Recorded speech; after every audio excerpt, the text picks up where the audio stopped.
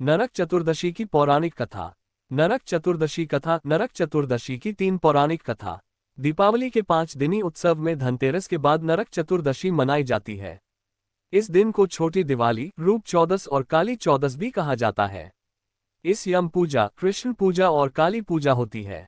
इस दिन दक्षिण भारत में वामन पूजा का भी प्रचलन है।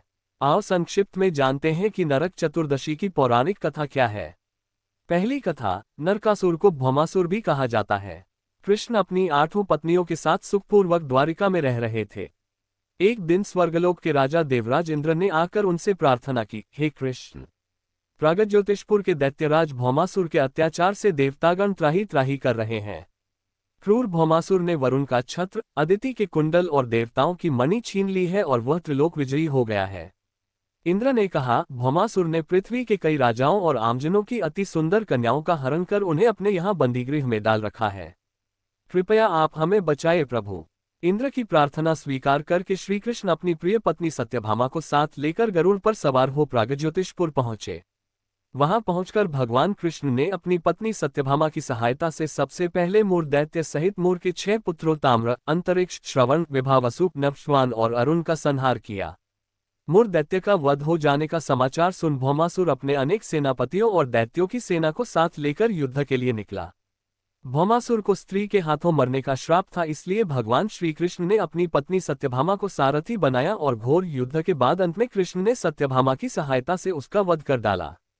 इस प्रकार भौमासुर को मारकर श्री कृष्ण ने उसके पुत्र भगदत्त को अभयदान देकर उसे प्रागज्योतिष का राजा बनाया। भगदत्त कौरवों की ओर से महाभारत युद्ध में लड़ता है। जिस दिन श्री कृष्ण ने भौमासुर का वध किया था उस दिन कार्तिक माह का चतुर्दशी थी, इसलिए उसे नरक चतुर्दशी भी कहा जाता है। इस दिन श्री कृष्ण ने भौमासुर अर्थात नरकासुर का वध किया था और उसकी कैद से लगभग 16,000 महिलाओं को मुक्त कराया था। इसी खुशी के कारण दीप जलाकर उत्सव मनाया जाता है।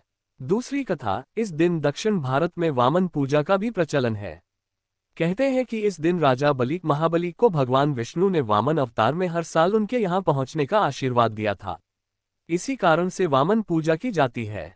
अनुसार राज बलि बोले, हे भगवान, आपने कार्तिक कृष्ण त्रयोदशी से लेकर अमावस्या की अवधि में मेरी संपूर्ण पृथ्वी नाप ली है, इसलिए जो व्यक्ति मेरे राज्य में चतुर्दशी के दिन यमराज के निमित्त दीपदान करेगा उसे यम यातना नहीं होनी चाहिए, और जो व्यक्ति इन 3 दिनों में दीपावली का पर्व मनाए उनके घर को लक्ष्मी जी कभी न छोड़े।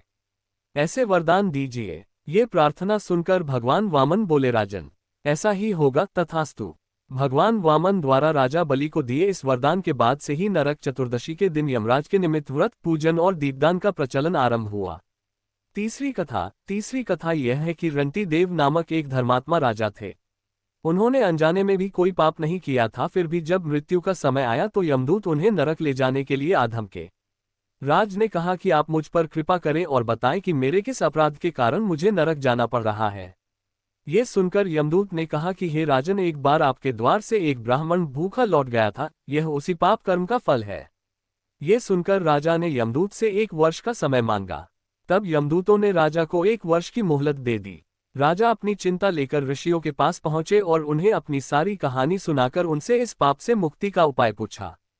तब ऋषि ने उन्हें बताया कि कार्तिक मास की कृष्ण पक्ष की चतुर्दशी का व्रत करें और ब्राह्मणों को भोजन करवाकर उनके प्रति हुए अपने अपराधों के लिए क्षमा याचना करें। राजा ने वैसा ही किया जैसा ऋषियों ने उन्हें बताया। इस प्रकार राजा पाप मुक्त हुए और उन्हें विष्णु लोक में स्थान प्राप्त हुआ।